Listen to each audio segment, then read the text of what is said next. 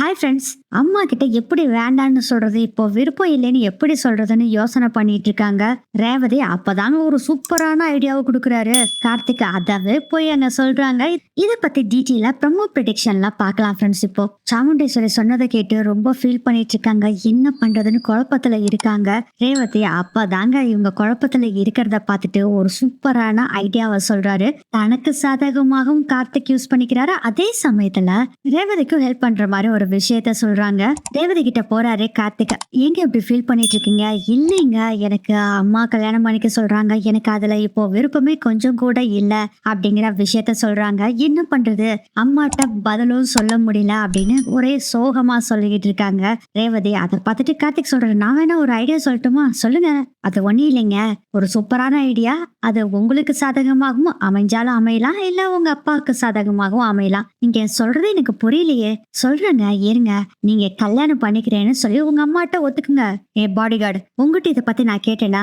நான் கல்யாணம் பண்ணிக்கிறதும் பண்ணிக்காதும் ஏன் இஷ்டம், நீ எதுக்கு சொல்ற? ஐயோ, நான் சொல்றது முதல்ல கேளுங்க.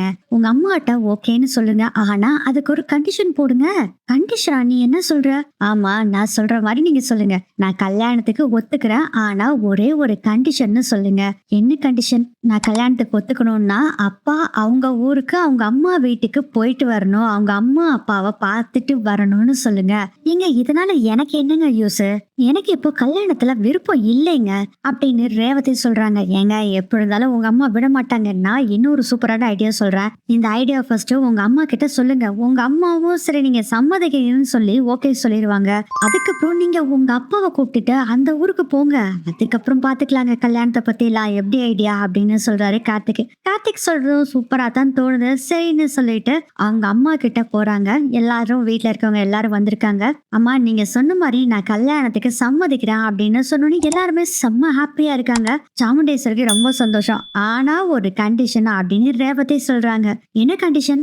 வேற ஒண்ணும் இல்லம்மா, நான் கல்யாணத்துக்கு ஒத்துக்கணும்னா அப்பாவோட ஊருக்கு போய் அவங்க அம்மா அப்பா எல்லாத்தையும் பார்த்துட்டு வரணும், நம்மளும் குடும்பத்தோட அங்க போகணும் அப்படிங்கிற விஷயத்த சொல்றாங்க. இதை கேட்டோன்னே சாமுண்டேஸ்வரிக்கு ஃபர்ஸ்ட் கோவம் வருது. இருந்தாலும் சரி பரவாயில்ல அப்படின்னு ஒத்துக்கிறாங்க.